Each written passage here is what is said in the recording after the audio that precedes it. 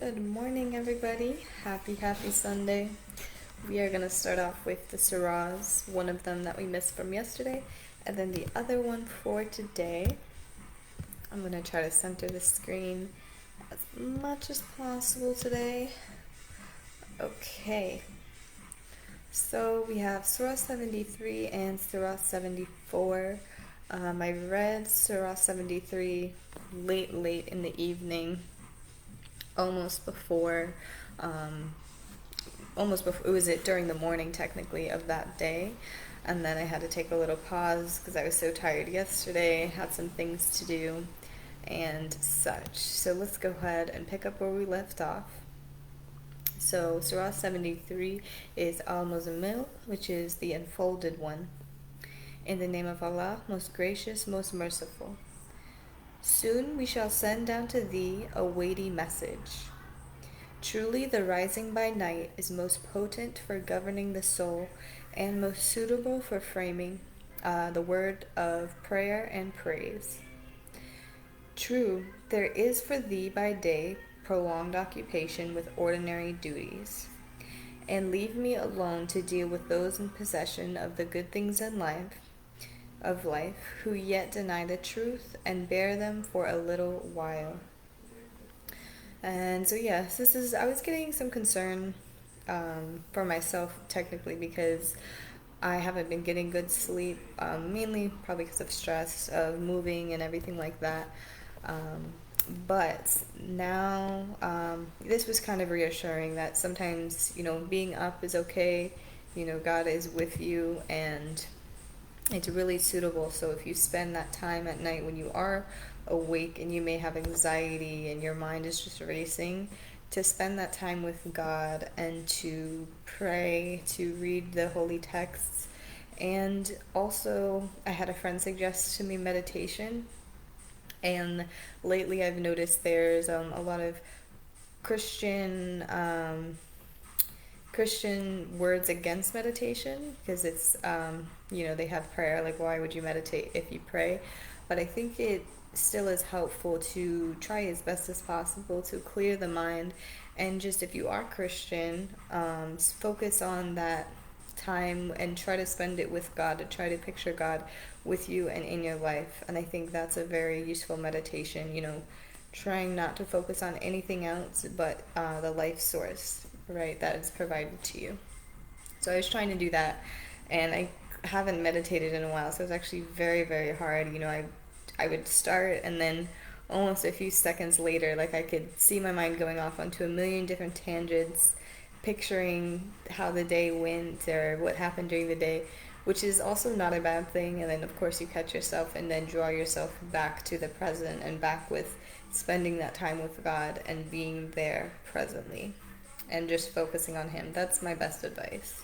If you can't sleep, I did a little bit of that yesterday, and then I fell right asleep because I was too tired to keep dragging the brain back to where it should be. But yes, it helped me sleep very well. So thank you to my friend who had given me that advice. So this is the second section of that surah. It's a little bit long, but it is one verse.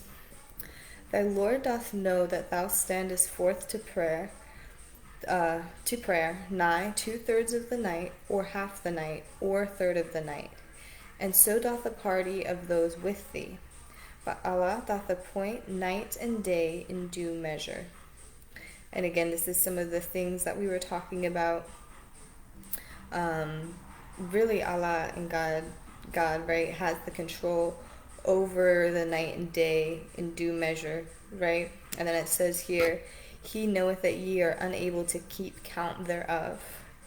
And this is why some people, you hear people say how time is an illusion, that sort of thing.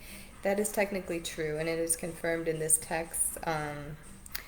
Yes, we have the clocks that count the seconds, but it's all kind of a perception sort of thing, and we don't really know how long those seconds are, how long those minutes. Nobody is really keeping track.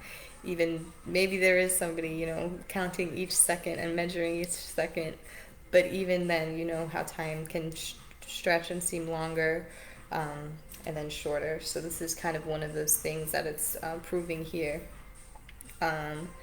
So He knoweth that there may be some among you in ill health, others traveling through the land, seeking of Allah's bounty, yet others fighting in Allah's cause.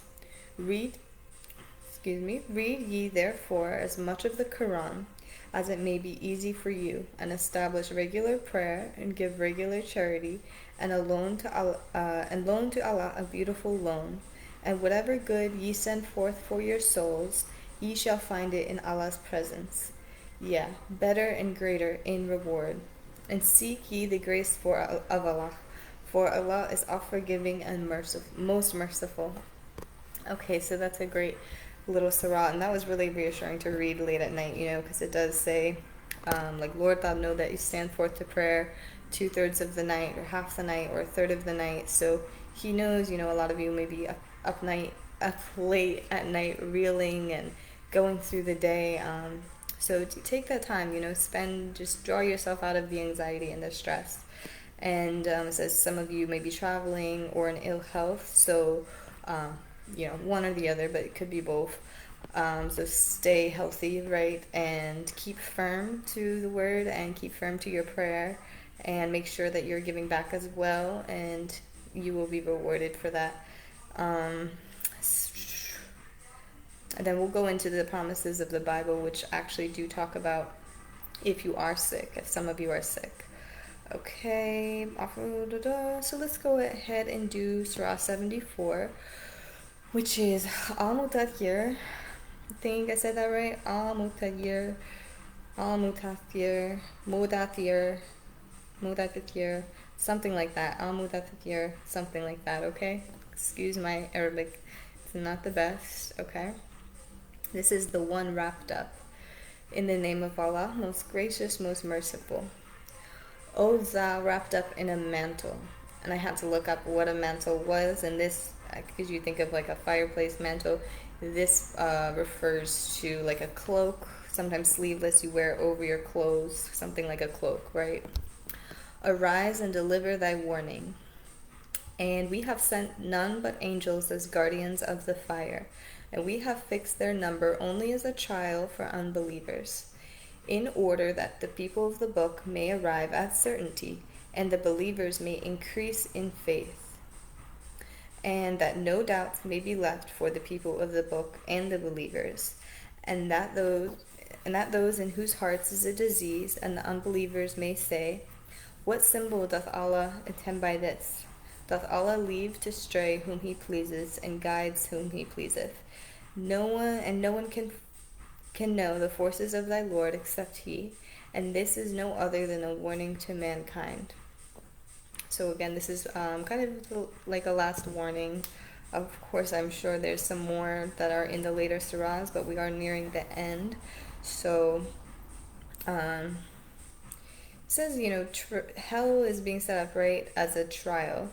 And I did see somebody posted like just a little blurb, but there was no article attached to it about something about the Catholic Church, how nobody's in hell right now. There is a possibility somebody said something, but because I was talking about the reincarnation cycle, how everybody kind of is given like chance after chance, but eventually when it talks about the day that is coming, eventually like that will be happening, right? And people will be there. But right now it's saying we have angels as guardians of the fire only as a trial for unbelievers. So yes, I'll have to look into that article. We'll see what it says about that, because I am curious. Okay, and then this section 2. Sorry. I felt a sneeze coming on, but it's not there. Okay. Section 2. They will say, we were not of those who prayed, nor were we of those who fed the indigent.